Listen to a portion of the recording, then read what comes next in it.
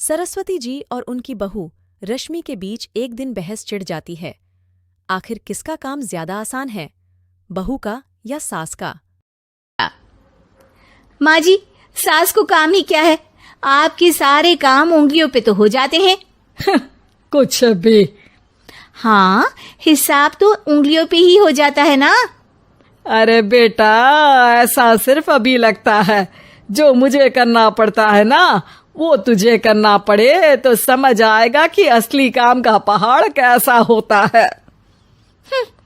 ठेले बराबर वजन भी नहीं है आपके काम में, और बात पहाड़ों के वजन की कर रही हैं आप। तू ऐसा करती ही क्या है घर में बेटा, ये तो बता मुझे। मैं थोड़ी ना कुछ करती हूँ, सब जादू से हो रहा है इस घर में। अरे एक दिन मेरा काम करोगी तो समझ आएगा। Okay okay, shut up. कल से मैं घर के काम करूंगी और तू मेरी जगह हर चीज का हिसाब रखना, ठीक है? ठीक है, ये भी कर लेते हैं। ये सास बहू के डील के बारे में रश्मि के पति अमन को नहीं पता था और ना ही अमन के पिता सुरेजी को। पर गेहूं के साथ साथ जैसे घून भी पीस जाता है, वैसे यह दोनों भी पीसने वाले थे। सुबह अमन उठकर रेडी होता है ऑफिस जाने के लिए, तब पता है कि उसके कपड़े नहीं निकले हुए। अरे रश्मि, तुमने मेरे कपड़े नहीं निकाले? अपनी माँ से पूछो ना, उन्हीं का काम है ये। अमन अपनी माँ के पास जाता है। अब मेरे कपड़े आज आप देने वाले हो क्या माँ?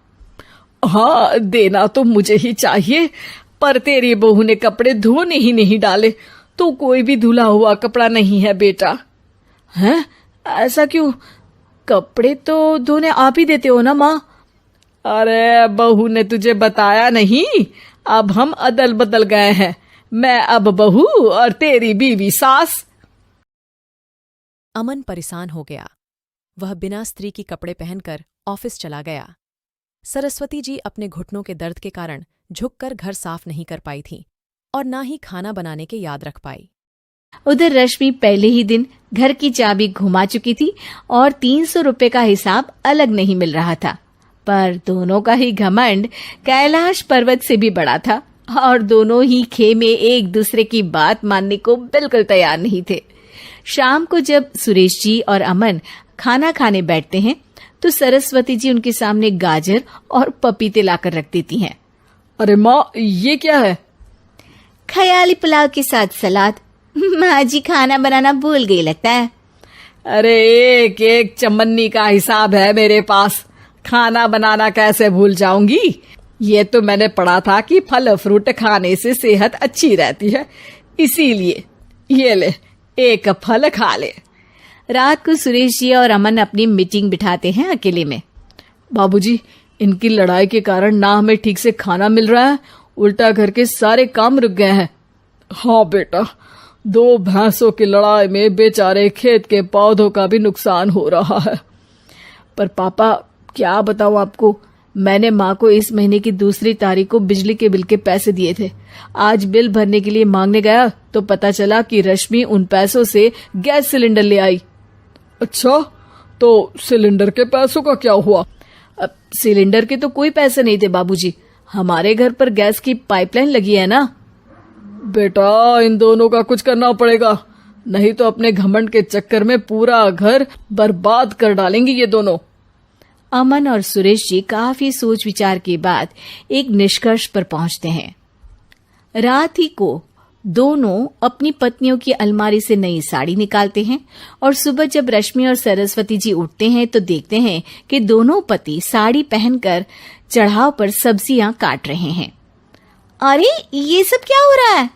क्या हो रहा है मतलब? आप दोनों अदल बदल हो सकते हो तो हम क्यों नहीं? अरे क्या मतलब? नहीं नहीं, मेरी भी बचपन से किसी की बहू बनने की इच्छा थी, तो आज से सरस्वती तुम बड़ी बहू, मैं मिडल बहू और अमन छोटी बहू। अरे लेकिन सब घर पर बैठ जाएंगे तो कमाएगा कौन? ये घर कैसे चलेगा?